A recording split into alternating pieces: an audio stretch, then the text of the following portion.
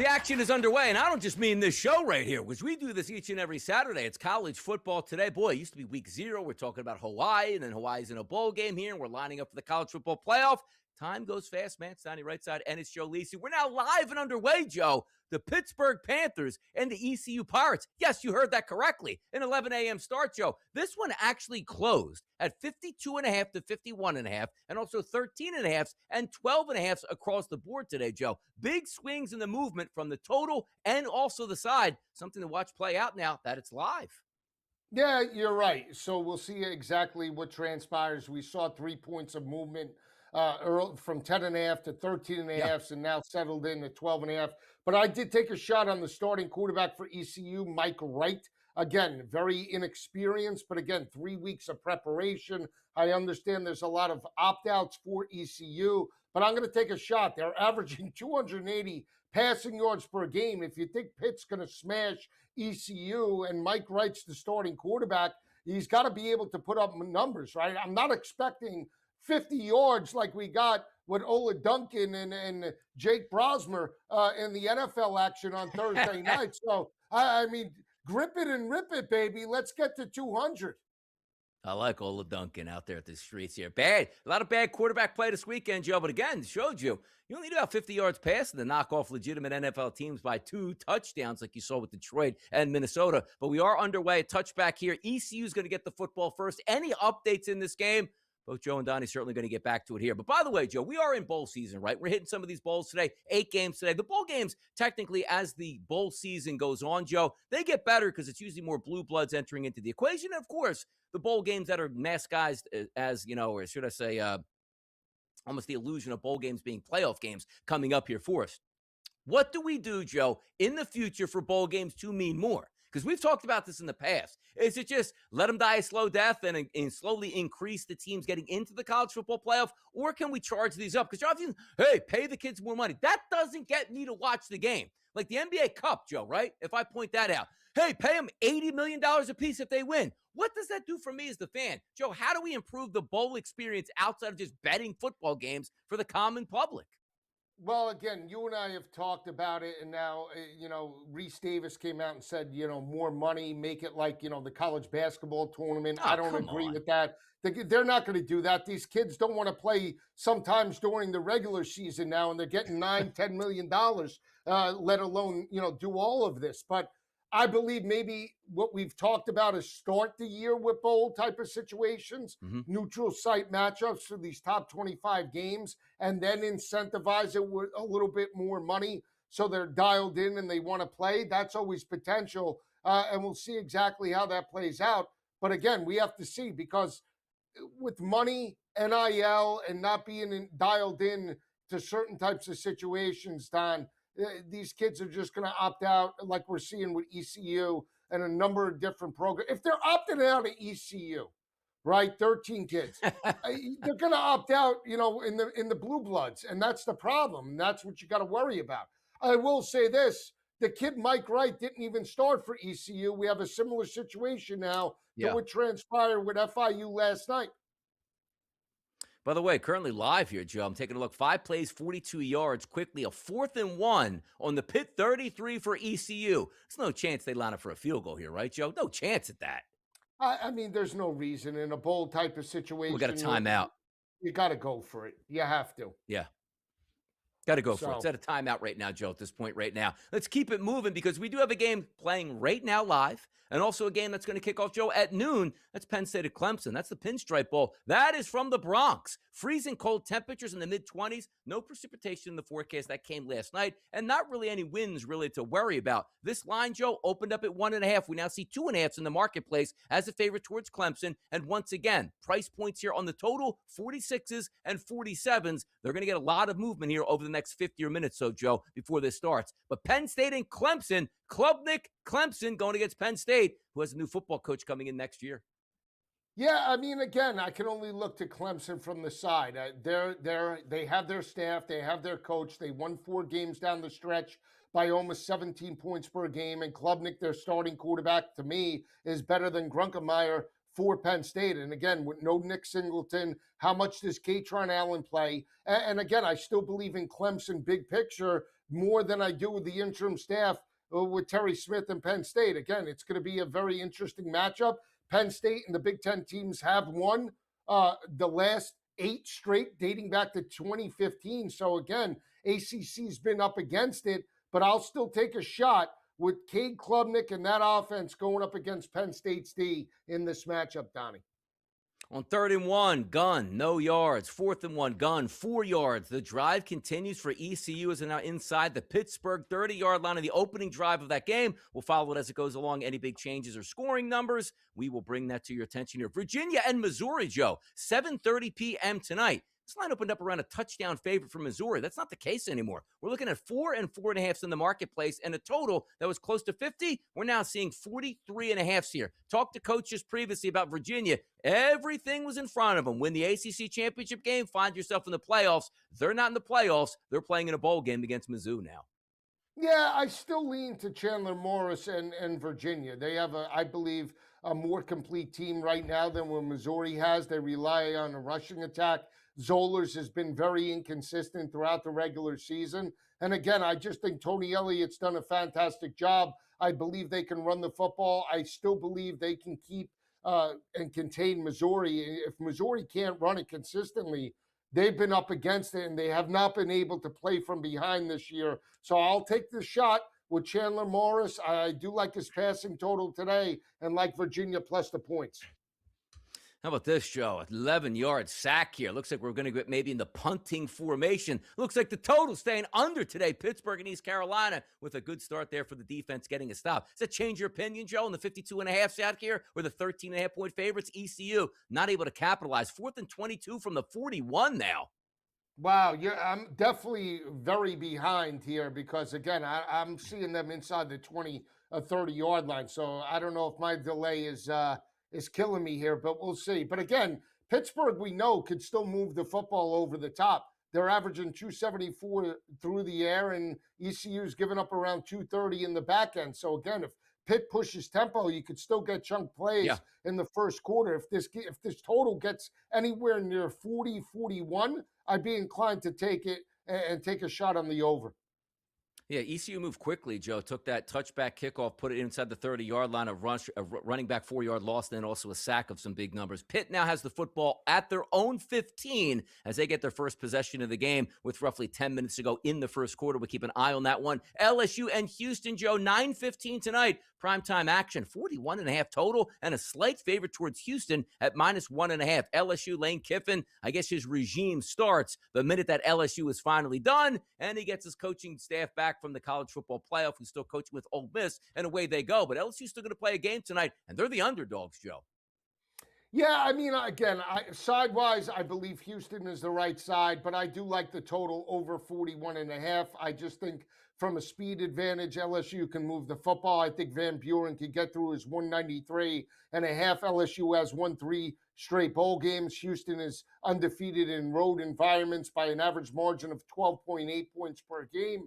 And again, they went into Tempe and knocked off Arizona State. They are a battle-tested team. But for me, I just think, again, total-wise, I think we can blow through this 41.5, 42.5. I like Barry and Brown over his receiving total. I like Connor Wegman rushing total. And I do like Trey'Dez Green at plus 210 to hit pay dirt as my best bet.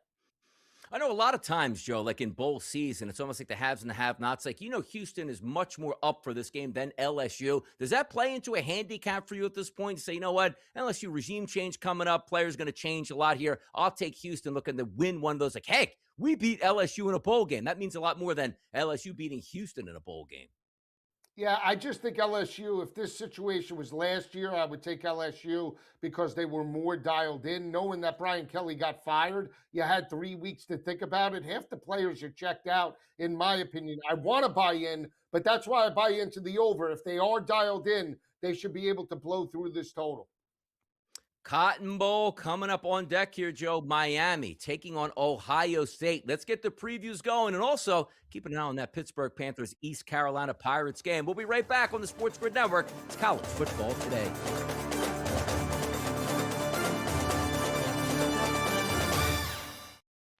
when you look at this NBA Cup, you have to think about the importance.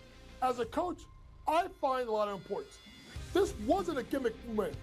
The Knicks earned it the hard way, and it matters in April as Mike Brown continues to build that culture in New York, and now, in my opinion, the Knicks are legit contenders to win the NBA title. Pro Basketball Today, only on SportsGrid. The Chicago Blackhawks of the National Hockey League are now official partners with Kalshi. It takes effect this week. Each side can use the other's intellectual property for co-marketing purposes, and Kalshi will be promoted during home games at the United Center and on Blackhawks broadcasts. First of its kind, certainly probably not the last as well. Newswire, only on SportsGrid.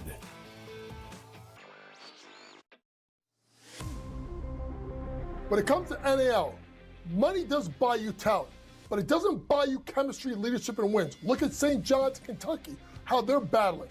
You need the right mix of experience, youth, and new blood if you're going to really tackle the transfer portal market in NIL and win consistently. College Basketball Today, only on SportsGrid. Football contest season is back, and so is the Las Vegas Football Contest Show. Season 2, the sharpest football contest show in the land. Focusing on all 3 Circus Sports contests and the Westgate Superbook Super Contest, we handicap the games and release our contest picks every week of the season. Featuring Super Contest champions Brady Cannon, James Salinas, and former NFL player Mike Pritchard, all team will have you prepared this season like none other. Check us out every weekend right here on SportsGrid.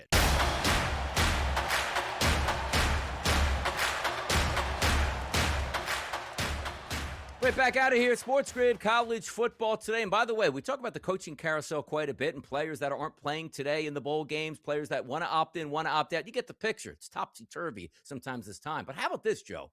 Did we see Utah's head coach, Kyle Whittingham, basically stepping down from Utah? Hey, getting up there. It was a great run here. I'm going to take some time off for myself and maybe just head off into retirement. And now we find ourselves sitting, Joe, on December 27th, and Kyle Whittingham has been signed by the Michigan Wolverines to a 5-year contract for as much as $8.2 million per year. Whittingham to Michigan. What were your thoughts when you saw that go down, Joe?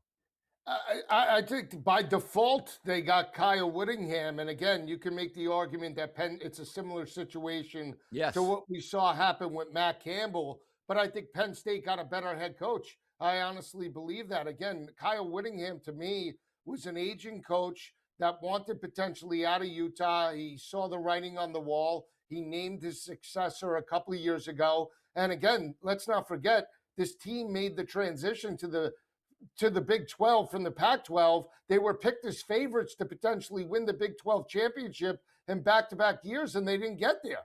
And now he's going to go to the Big 10 with the likes of Ohio State, Oregon, and some of the other teams and challenge and get skilled talent quarterbacks. Now, he did get Devin Dampier from New Mexico, and he stepped up. But again, is he going to get elite 5-star talent? He's more of a blue-collar coach. I think Utah sort of lost their identity over the past couple of seasons. They were successful this year, but didn't win or come close to a Big 12 championship. So again, expecting Kyle Whittingham to bring Michigan to the promised land. Yeah, if this was 1990, it would be a good hire. But I think now, I think they're up against it. We'll see how it lasts. But he might be out in 2 years, Donnie. It might be Pete Carroll of Ann Arbor. Pete Carroll, look at the head. He could be the Pete Carroll where he wins some games and then they get him back on probation and he dips out of town for a college job or a pro job, but he's a little bit older for that at this point. I think it was a safe hire for Michigan, who was really embarrassed by the past 2 regimes. Harbaugh embarrassed him and then Sharon Moore. They just wanted to cut ties and say, let me bring back stability to the Michigan program, and we'll see if it does turn out that way at this point. Quick update here, Joe. Pittsburgh Panthers and the ECU Pirates. Pirates got the ball back on the Pitt 46, 8:29 left to go in the first quarter. We'll keep an eye on that game, but also get to those previews that you need to have for this week. The Cotton Bowl, Joe, Miami and Ohio State.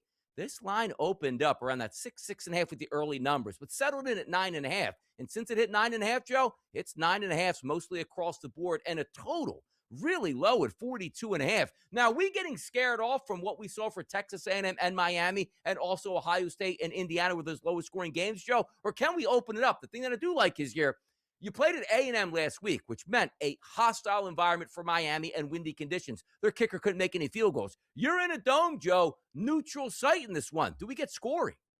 We should, and if you're going to cover the 9.5, this is why you got Carson Beck to play in this type of game. Now, I know Carson Beck didn't do much against that Aggies defense, but he did when the game was on the line, at least complete some passes to Malachi Toney and put them in a position. It was Mark Fletcher in the rushing attack that did pound the rock for over 150 yards in this matchup.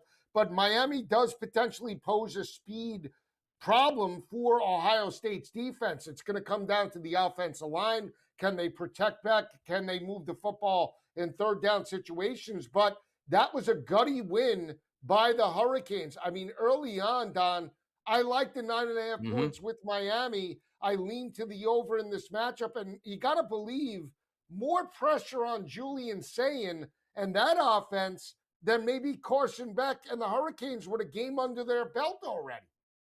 Yeah, it's such a really good game because it dates back into 2002, robbery in the end zone, extra overtime, I should say, and you had Maurice Clarett and was it Krenzel, the starting quarterback? Did Craig Krenzel back then for Ohio State, picking up that victory at Tressel as the head coach. And again, two blue blood programs getting after it. Should be a lot of fun to watch, but also taking a look, Joe, you know me. Like, I like Miami. I'm a fan of them. And I do like Mario Cristobal. Comes back to Miami, putting together, good recruiting class after good recruiting class, gets in the college football playoff. That's what you want, at least challenging for national championships, Joe. But when I find myself, and I know you do as well, you talk about Mario Cristobal's coaching on game day. He's a good coach. He's a great motivator. But some things I just question. The final play where Malachi Toney scored, and yes, Miami's excited they got a touchdown, but Joe, you can't let him score at that spot and run in and basically say, okay, now, A&M, you're at home, you got over a minute and a half, you can run down the football field and score. What happens, Joe, in these big game environments? Are we going to see it creep up again? Because Miami got saved by a late interception in the touchdown. Otherwise, they would have been headed to the probably overtime, and if they lost that game, same old Cristobal. He got away with it. Do we see that coaching strategy pop up here in this game? Yeah, I mean, and Ryan Day is going to be taking over the play calling duties. That's true. For Ohio State, right? And Ryan Day has had his share potentially of coaching mishaps before he won a national championship last year. Again, Mario Cristobal, time and time again, against inferior opponents, Donnie, has shown the propensity to put his team at a disadvantage. And you're right. Yeah. When Malachi Toney scores with about 1:55 left on the clock, he allows Marcel Reed and Texas A&M to go right down the football field and potentially send that game into overtime. Let's not forget the game against Georgia Tech where they lose it with 20 seconds left in the regular season, the fumble, right? Just a couple of years ago, we've seen it time and time again where this, coaching staff doesn't step up and put the team in the proper position to win games. You would hope that they had learned from this. But again, it still comes down to the athletes. I don't think put it this way, I don't think it's a situation where we saw Tennessee come out last year and get smacked around by Ohio State and Columbus. I believe this is a more experienced team. The way the defense got after Marcel Reed and sacked him 7 times, if they play like that in this matchup against Ohio State, I think they should be within the number. Yeah, and you also take a look at that game, too. Mark Fletcher was really good on the ground, controlled that game, and late was the key run after key run after key run that put Miami in a position to have the Malachi Toney, jet sweep touchdown. If we look at the rushing yards in this game, Joe, Bo Jackson for Ohio State, 71.5. Mark Fletcher Jr., 55.5. Let me say something. If Mark Fletcher Jr., Joe, does not get 55.5 yards, Miami is not covering this football game. This is not drop back 50 times with Carson Beck and let him air it out. That's a supplemental way. Fletcher has to produce. But if we are looking at the running backs, Joe, who do you trust more in this game? Ooh, I probably would trust Bo Jackson a little bit more than Mark Fletcher. But I agree with you. Fletcher has to get through his total. Otherwise, Carson Beck is going to get abused by that front seven. Fun to watch it play out down in Jerry World, Miami versus Ohio State. We're going to flip it down to the Orange Bowl, Joe. Maybe the most intriguing game, Oregon and Texas Tech. Let's get a preview next, right here on the SportsGrid Network. Saturday, people.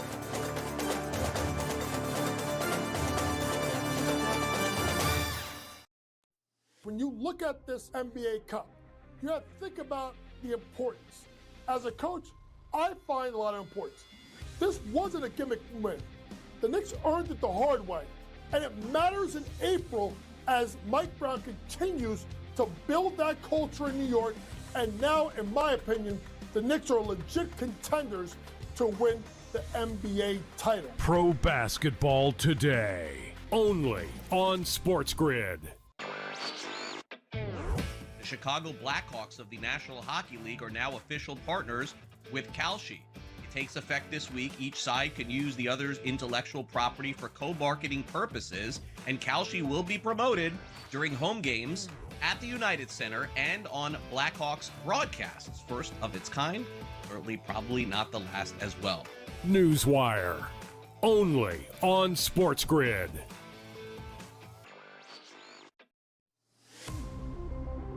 When it comes to NAL, money does buy you talent, but it doesn't buy you chemistry, leadership, and wins. Look at St. John's, Kentucky, how they're battling. You need the right mix of experience, youth, and new blood if you're going to really tackle the transfer portal market in NIL and win consistently. College Basketball Today, only on SportsGrid.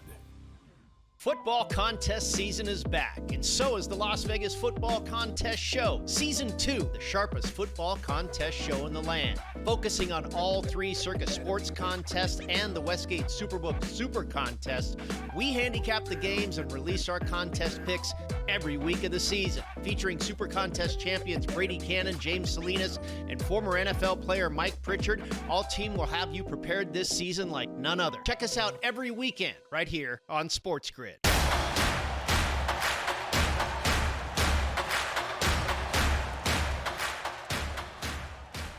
SportsGrid Network, it's a Saturday, the place to be. Why? Because it's college football. And it's bowl games. 8 of these games, including one going on right now. 0-0, Joe. 6:14 left to go in the first quarter. Nobody can get it going, which concludes a couple chances for ECU to score. Just keep stalling out on their drives.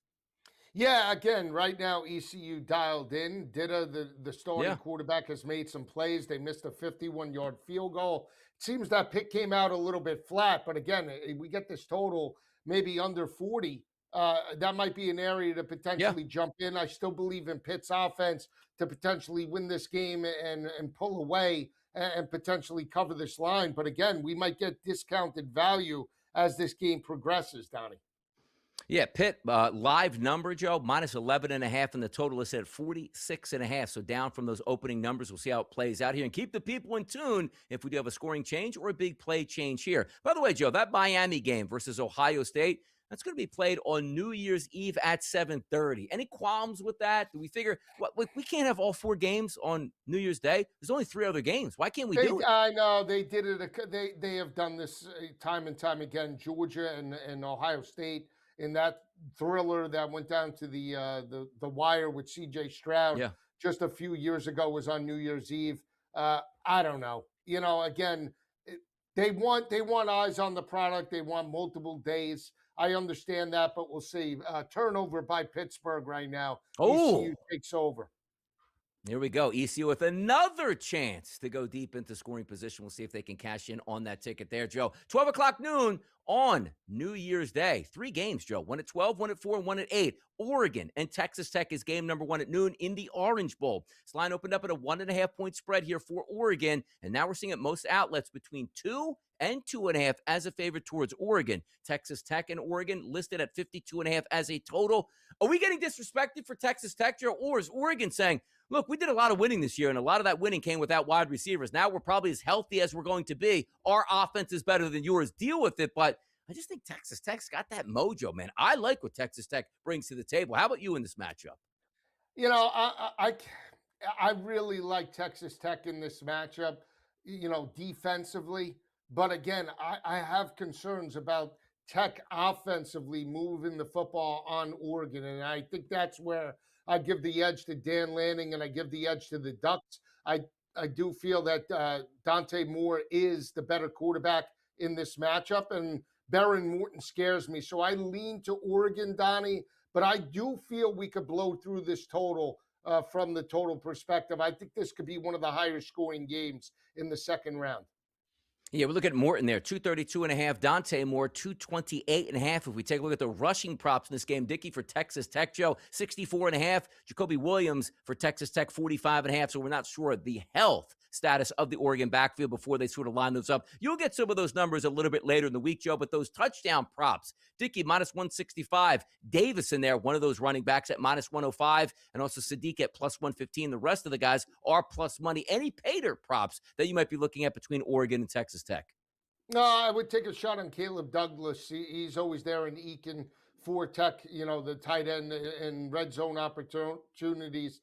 They always step up. But I still think Sadiq for Oregon is huge in that passing attack. And Dante Moore, right? I talked about it in their other game. He did hit pay dirt. Give me Dante Moore again. I think in a game with the game on the line, the chance to move on to the semifinal, I think Dante Moore with his legs could potentially make some plays. ECU, Joe, into the red zone now, 1st and 10 at the Pitt 17. But if we are looking at Texas Tech and Oregon, Oregon's synonymous with gaining yards. But how about this, Joe? Both of these teams almost identical. Texas Tech's total yards in this game listed 388.5. Oregon, 392.5. So if you round those numbers up, we're expecting close to 800 yards of offense. That's why I like the over. So what? Man, how about both, Donnie? You want to take a shot on both? Double them up, parlay them. Yeah. Can you parlay these? 212 plus 212, Joe. Parlaying both of those to go to the over at that spot here. We're really going to light this bad boy up. I like it, man. I mean, here's the thing. What is Oregon's rush yards on that number? Because I bet you're going to get a discounted number. Oregon rushes well over 200 What do you think? yards per What do you game. think? Give me a number. Give me a number. 174. Ooh, 144.5, Joe, for Oregon's ground attack at this point right here. If we take a look at total rushing yards for Texas, that's the best bet. That's it. I like Oregon's. I think Oregon Could we go not Mortadell on this? But I think Oregon can run the football. I think they're going to have an answer to run the foot. If you run on Tech, you're going to beat them. So keep an eye out. How about this, Joe? How about a little mozzarella? How about some chicken cutlets there? How about a nice balsamic glaze on that sandwich? Maybe a little roasted red peppers there. That's the special that we're looking forward to. And by the way, Joe, since I'm not sitting next to you today, you hungry today? I feel like I haven't heard you saying you're hungry. Because when you're starving, you're at your best at this point right now with a half hour to go. And also, 4th and 1 inside the 10-yard line here for ECU. We'll get you those updates and more as we return for College Football.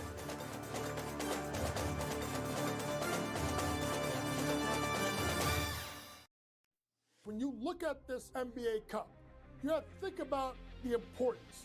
As a coach, I find a lot of importance. This wasn't a gimmick win. The Knicks earned it the hard way, and it matters in April as Mike Brown continues to build that culture in New York, and now, in my opinion, the Knicks are legit contenders to win the NBA title. Pro basketball today, only on SportsGrid. The Chicago Blackhawks of the National Hockey League are now official partners with Kalshi. It takes effect this week. Each side can use the other's intellectual property for co-marketing purposes, and Kalshi will be promoted during home games at the United Center and on Blackhawks broadcasts. First of its kind, certainly probably not the last as well. Newswire, only on SportsGrid.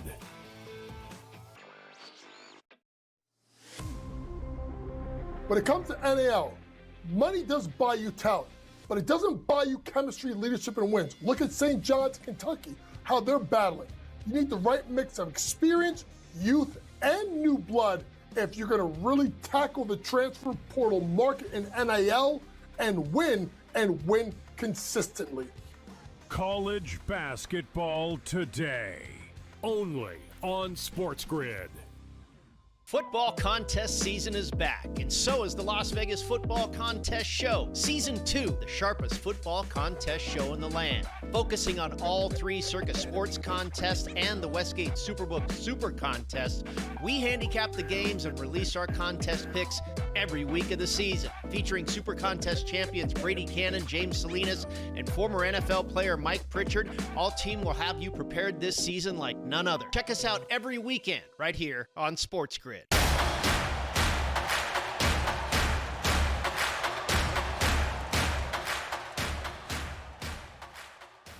The granddaddy of them all, that is the Rose Bowl. You know where it's played, out in Los Angeles at the Rose Bowl. They like their time slot, Joe, each and every year at 4 p.m. so you can see the sunset over what mountain range, Joe? Do you know? The San Gabriel Mountains. There we go. 6.5-point favorite for Indiana taking on Alabama, a 48.5 total. Let's start with the side itself, Joe. Indiana unbeaten. They knocked off a team nobody thought could really get beat this year in Ohio State, but Alabama seemingly left for dead after the SEC championship game where they got throttled by Georgia, where a lot of people, including myself, felt that they might not even make it into the playoff. Then, Joe, they found themselves down 17 points on the road at Oklahoma, and they stormed back and won that football game. This is one of those teams that they like to say now, they're hard to kill, Joe, taking on Indiana. Yeah, it's an interesting matchup. If Alabama's going to try and run the football in Indiana, it's going to be a long day. They're going to get blown out in this matchup. But again, if they could chuck it maybe 40 times in this matchup with Ty Simpson, maybe they have a shot to get the football to Bernard and Ryan Williams, their two big play wide receivers. You look at that matchup against Oklahoma. They weathered the storm. They found a way to pull away and win it by 10 points, 34-24. If they make this a track meet, I think maybe potentially Alabama can steal it. I love Indiana. I just don't buy into them as being the best team in the country. I know that sounds crazy. They've dominated. They're 13-0. Fernando Mendoza is the Heisman Trophy winner, but I'm going to take the 6.5 points with Alabama. I don't love Kalen DeBoer, but as an underdog, I'll take the speed of Alabama. SEC versus Big Ten. Give me the Crimson Tide in an upset. Feels like one of those correlations, Joe. We look at like the quarterback passing prop numbers. Mendoza, 233.5. Sure, it makes some sense. But Ty Simpson, 240.5. As you've pointed out, and we've watched over the past, month and a half, Alabama cannot run the football. So Ty Simpson throwing for $175 and Alabama winning would be nothing short of a miracle, which means they got 5 turnovers and, Indiana just couldn't get out of their own way. How do we feel about that 240.5 passing prop number for Ty Simpson? I think he should blow through it. Now, we've seen Julian saying and that Ohio State offense, struggle, and they kept in check Jeremiah Smith and Cornell Tate.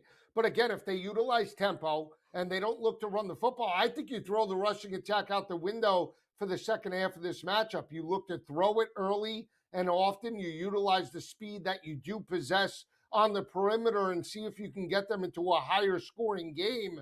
And then the first team to potentially 30 wins it. So again, I think Ty Simpson has to get through his passing total, Donnie, whereas when you look at Indiana, I think if Mendoza comes around 190 or 200, they could still win it, because if they have a better rushing attack and they can run the football on a suspect front seven, they could control the clock and keep Simpson on the sidelines. It's more important for Simpson to get through his total than Mendoza.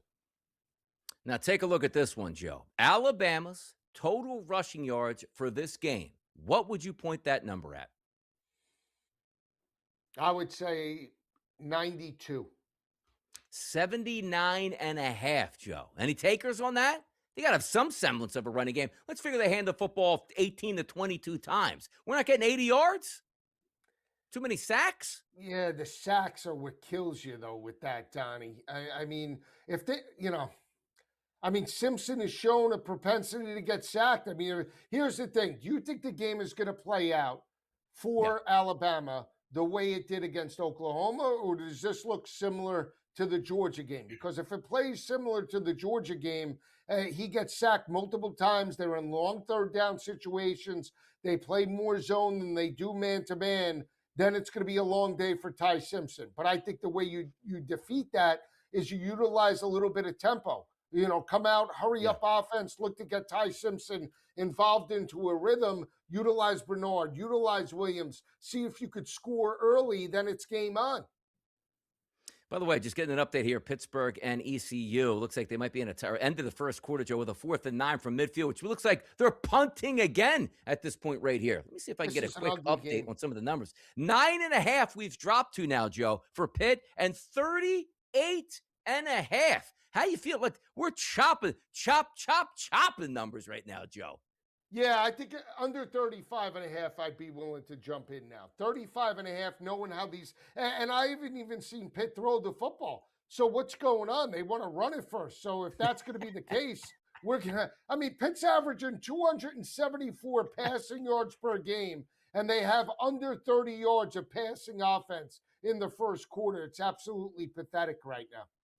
Narduzzi says he has him just where he wants him. Want to soften him up a little bit with the run, Joe, before you tag him with the pass. The Avalanche could be coming underway, but now again, you're getting Pitt under double digits. We'll see how that one figures out. Sugar Bowl, Joe, heart of SEC territory down there in New Orleans. Ole Miss and Georgia. This line opened up at 6.5, Joe. We see 6.5s across the board. A total 55.5s up slightly to 56.5. Ole Miss, Lane Kiffin. Lane Kiffin's not there, taking on Georgia, who I know you like to call them. That's a smashing machine down there for the Bulldogs. Yeah, I think this is going to be the game where Ole Miss misses Lane Kiffin because of the game plan perspective, because of Lane Kiffin understanding basically how to coach against Kirby Smart. They were on the same staff. They know each other. I just think that's going to be the issue for Ole Miss. And the other factor is, we talked about it last week, Ole Miss has the worst rushing defense out of all 12 teams in the college football playoff, allowing 147 rushing yards per game against opposing offenses. You look at the second half of that matchup against Georgia in Athens in October, Georgia averaged well over 4.5 and 5 yards per carry en route to that 8-point win. I don't know if Ole Miss could shut down the rushing attack of Georgia. I have more confidence in Nate Frazier and Bowens, the physicality of the offensive line. Tulane was still still able to rush for 115 yards on the ground. I know they only averaged 3.3 yards per rush, but if you looked at that matchup in the first half, they were getting chunk plays in the rushing attack. They allow that against Georgia. Gunnar Stockton's going to abuse them over the top. It's going to be a long day on a neutral field. Think about this. Georgia, Donnie, was laying 7.5 in Athens. On a neutral field now, it's 6.5. It's only 1 point of discount. That's the Lane Kiffin factor, I believe. I'm laying it with Georgia. It's one of my best bets in this matchup. Yeah, fast track, obviously on turf in a dome. So you're going to get that speed in the SEC in this game. Gunnar Stockton, Joe, listed at 224.5 as his passing prop. Don't have anything up here from Chambliss at this point right now. But if we're looking at the touchdown passes from Gunnar Stockton's side, 1.5. I always look like big game environments, quarterbacks that can run. I do believe that they do run, Joe. Gunnar Stockton, 36.5 is his rushing yards. The only other guy listed here, at least through FanDuel, is Nate Frazier for Georgia at 60.5.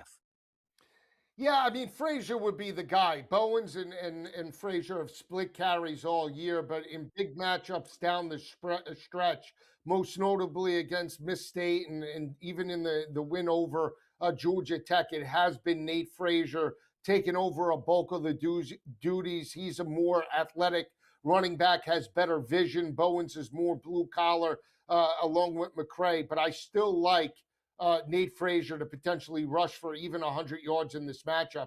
Again, when he's on point, Georgia's offense is clicking. So Nate Frazier would be the go-to back over Ole Miss's back in Lisi, because that front seven for Georgia has been dialed in now, Donnie, for over a month. I can't think that Ole Miss is going to run the football effectively on Georgia's front seven with 3 weeks of prep. And by the way, answer me this too, because watching the college football playoff game, Lisi is a monster. You saw him slide down on that shoulder. He's not listed in any props right now. Do we have any thoughts on if he's not 100%? Boy, that takes a lot away, Joe, from that Ole Miss offense. It does, and it puts all the pressure on Trinidad Chambliss and the RPO game. And again, if they become one-dimensional, it's going to be a long day. Again, running backs, you could always make up for productivity, but you're talking about one of the SEC's most productive running backs. He can run it, and he could also catch it out of the backfield. That's going to be a part of the game that's no longer there if Lacey doesn't play or is limited in terms of his ability. But I'll tell you, what would be crazy in this one if Ole Miss goes on and wins a national Yeah. championship without Lane Kiffin, and Kiffin goes to LSU. It's almost like if you're Lane Kiffin, like you like Ole Miss, but come on, guys, give it up, man. You can't, if you beat Georgia, I'm gonna have to come back and coach here and take over for Pete Golden at this point and sort of reverse what is taking place here. We'll get you caught up on the Panthers and the Pirates coming up next and more college football today after this break.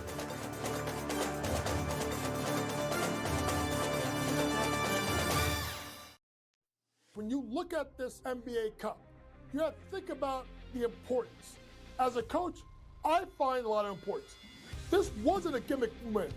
The Knicks earned it the hard way, and it matters in April as Mike Brown continues to build that culture in New York, and now, in my opinion, the Knicks are legit contenders to win the NBA title. Pro basketball today, only on SportsGrid. The Chicago Blackhawks of the National Hockey League are now official partners with Kalshi. It takes effect this week. Each side can use the other's intellectual property for co-marketing purposes, and Kalshi will be promoted during home games at the United Center and on Blackhawks broadcasts. First of its kind, certainly probably not the last as well. Newswire, only on SportsGrid.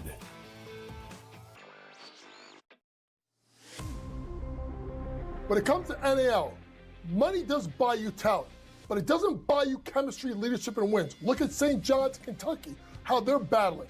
You need the right mix of experience, youth, and new blood if you're going to really tackle the transfer portal market in NIL and win consistently. College basketball today, only on SportsGrid. Football contest season is back, and so is the Las Vegas Football Contest Show. Season 2, the sharpest football contest show in the land. Focusing on all three Circus Sports contests and the Westgate Superbook Super Contest, we handicap the games and release our contest picks every week of the season. Featuring Super Contest champions Brady Cannon, James Salinas, and former NFL player Mike Pritchard, all team will have you prepared this season like none other. Check us out every weekend right here on SportsGrid.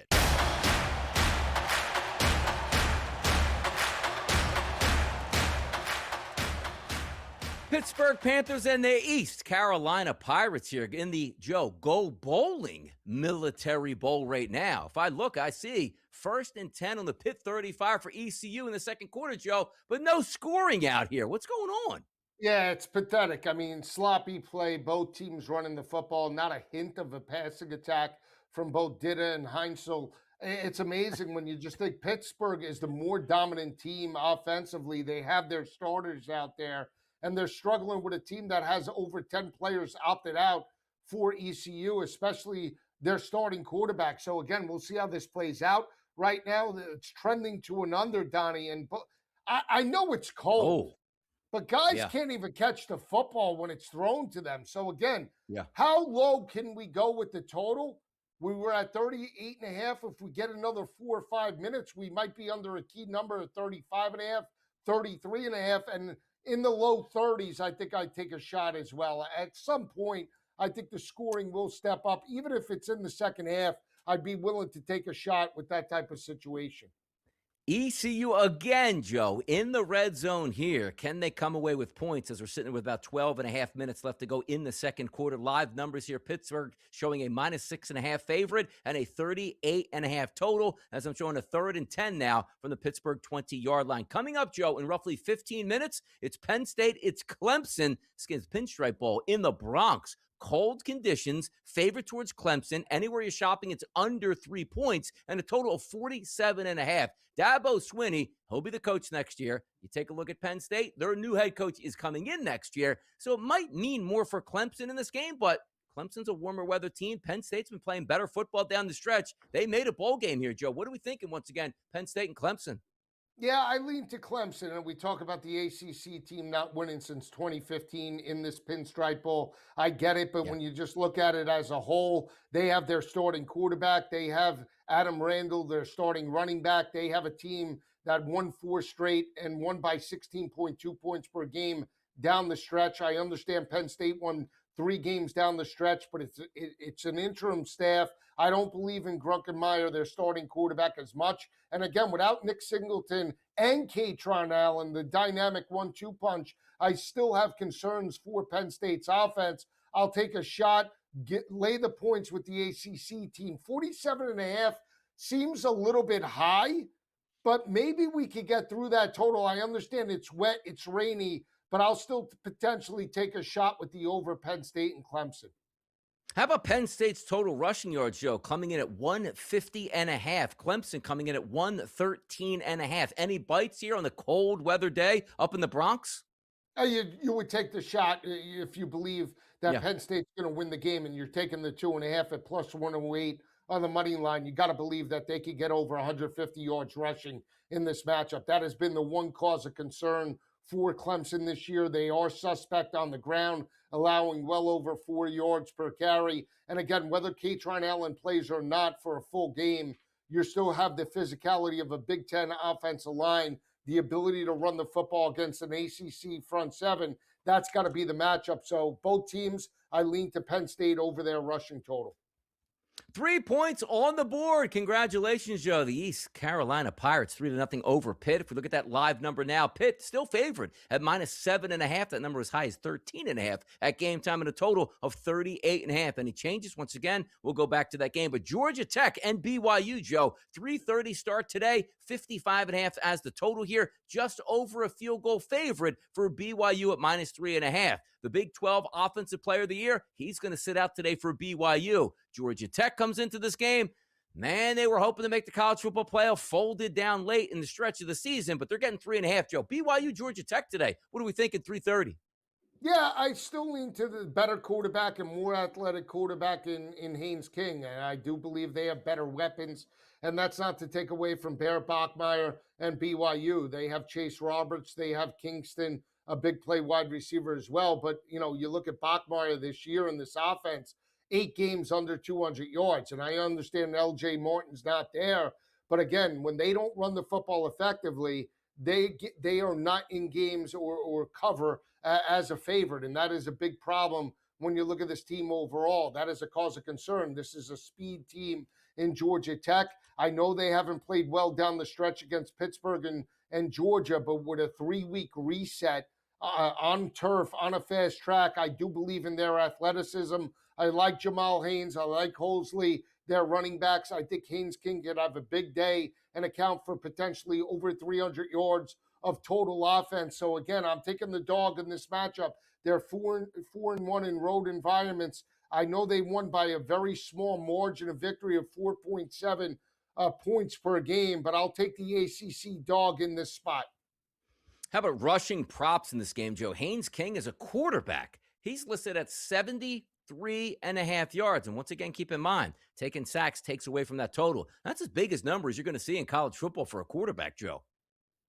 Yeah, you are. I just think when you look at it, if Georgia Tech is going to win, Haynes King is basically around that total, 80, 90 rushing yards per game and 220 through the air. He's accounted when they were on a hot streak and they were potentially looked at as one of the front runners for the ACC championship.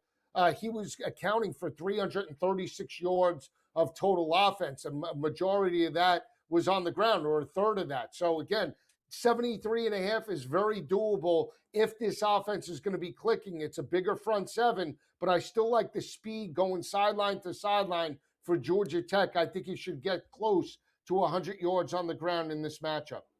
Both of these quarterbacks, Joe, for me, are going to find pay dirt. You take a look at Bachmeier, -230 price. Take a look at Haynes King, -220 price. Maybe you don't want to take them individually here. You take them in a parlay, a +120 price if they both score today. Another Haynes, that's Jamal Haynes for Georgia Tech, Joe, +125, and away we go down that list. Any pay dirt picks for you, Joe, outside of the quarterback position today for Georgia Tech and BYU? Yeah, I took Haynes. He's the more experienced back over Holsley. Holsley's a little bit smaller. Haynes a little bit more physical. And on the BYU side, I did take a shot with Kingston at +155 over Chase Roberts. Team yards, Joe. BYU listed at 406.5. Georgia Tech, 386.5. So once again, 800 yards of offense expected between these two, Joe. Which team gains more in this game? I think it's Georgia Tech. I don't know if BYU could get there, but again, they're more physical, they're older. It's an ACC front seven. We'll see how it plays out.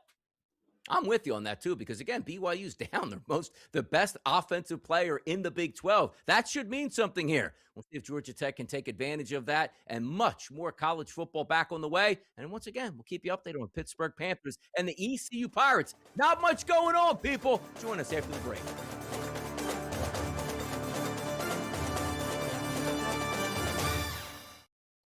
When you look at this NBA Cup, you have to think about the importance. As a coach, I find a lot of importance. This wasn't a gimmick win. The Knicks earned it the hard way, and it matters in April as Mike Brown continues to build that culture in New York, and now, in my opinion, the Knicks are legit contenders to win the NBA title. Pro basketball today, only on SportsGrid. The Chicago Blackhawks of the National Hockey League are now official partners with Kalshi. It takes effect this week. Each side can use the other's intellectual property for co-marketing purposes, and Kalshi will be promoted during home games at the United Center and on Blackhawks broadcasts. First of its kind, certainly probably not the last as well. Newswire, only on SportsGrid.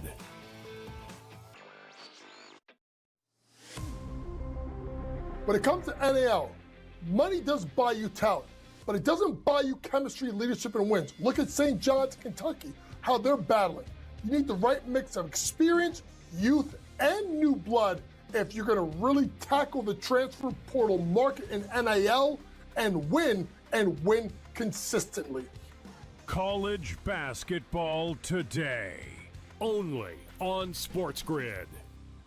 Football contest season is back, and so is the Las Vegas Football Contest Show. Season 2, the sharpest football contest show in the land. Focusing on all three Circus Sports contests and the Westgate Superbook Super Contest, we handicap the games and release our contest picks every week of the season. Featuring Super Contest champions Brady Cannon, James Salinas, and former NFL player Mike Pritchard, all team will have you prepared this season like none other. Check us out every weekend right here on SportsGrid.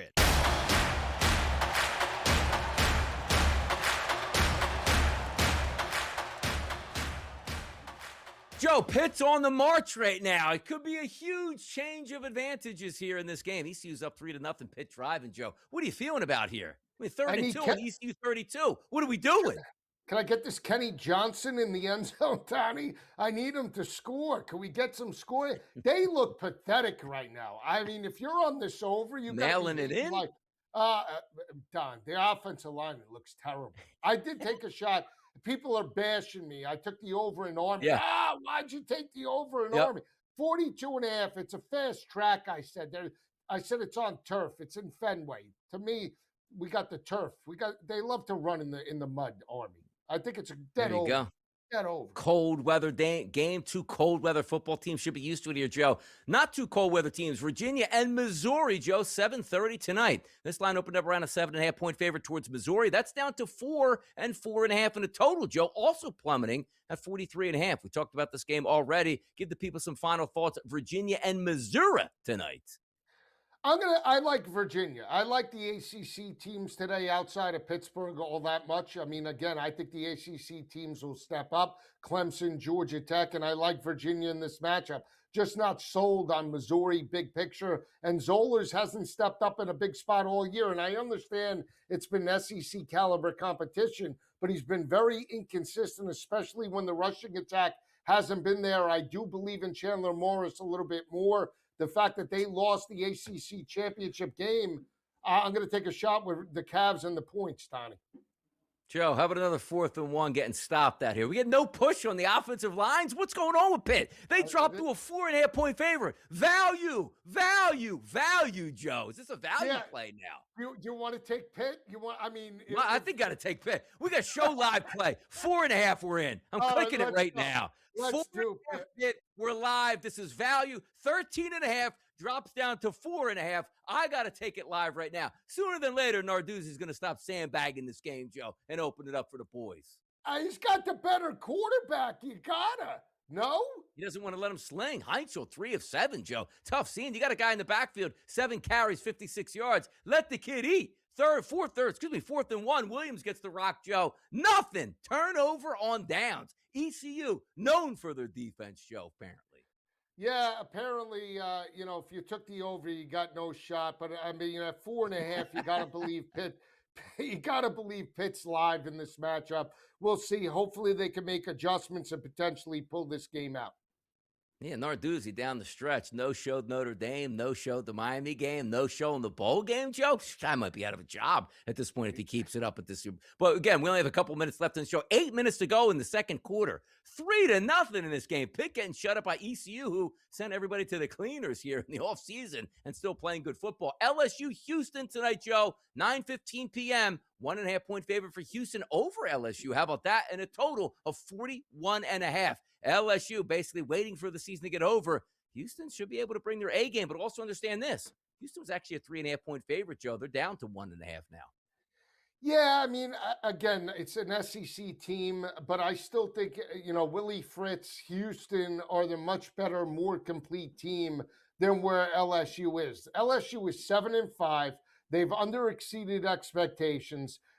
Terry Wilson has taken another job with an arch rival Ole Miss and that program. The interim staff is basically checked out, and the players, I believe, are checked out. Now, I buy into the total more than anything else because if LSU is bought in, they should be able to get over their team total and potentially, get through this total no problem.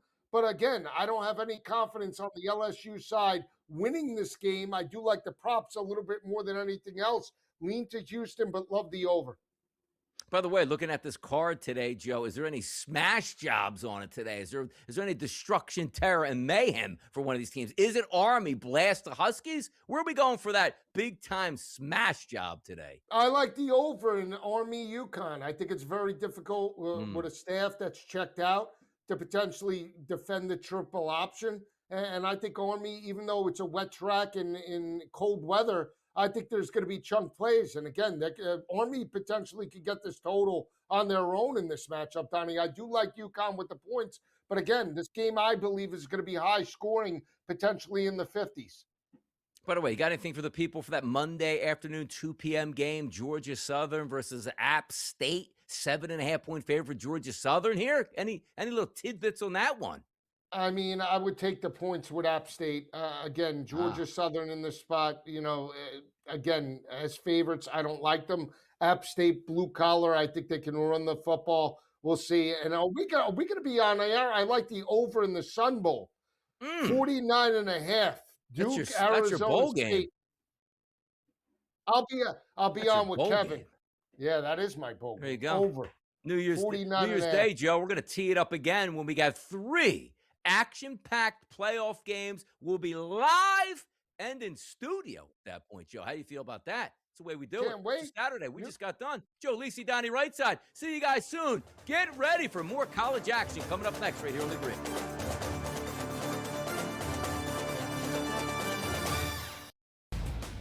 Arvil Reese at 8%. I got to tell you right now, I have no idea who that is or if they're playing a joke on me, Joe. Yeah, that's going to be interesting Who is that? here, but I have no idea. Do you even know? But no idea. But don't you have to pick the Heisman winner, Donnie? Isn't that like the rule of thumb if you're going to take a quarterback? Is he not the best quarterback? The Early Line, only on SportsGrid. When it comes to NAL, money does buy you talent, but it doesn't buy you chemistry, leadership, and wins. Look at St. John's, Kentucky, how they're battling. You need the right mix of experience, youth, and new blood if you're going to really tackle the transfer portal market in NIL and win consistently. College basketball today, only on SportsGrid. Football contest season is back, and so is the Las Vegas Football Contest Show. Season 2, the sharpest football contest show in the land. Focusing on all 3 Circus Sports contests and the Westgate Superbook Super Contest, we handicap the games and release our contest picks every week of the season. Featuring Super Contest champions Brady Cannon, James Salinas, and former NFL player Mike Pritchard, all team will have you prepared this season like none other. Check us out every weekend right here on SportsGrid. The Chicago Blackhawks of the National Hockey League are now official partners with Kalshi. It takes effect this week. Each side can use the other's intellectual property for co-marketing purposes, and Kalshi will be promoted during home games at the United Center and on Blackhawks broadcasts. First of its kind, certainly probably not the last as well. Newswire. Only on SportsGrid.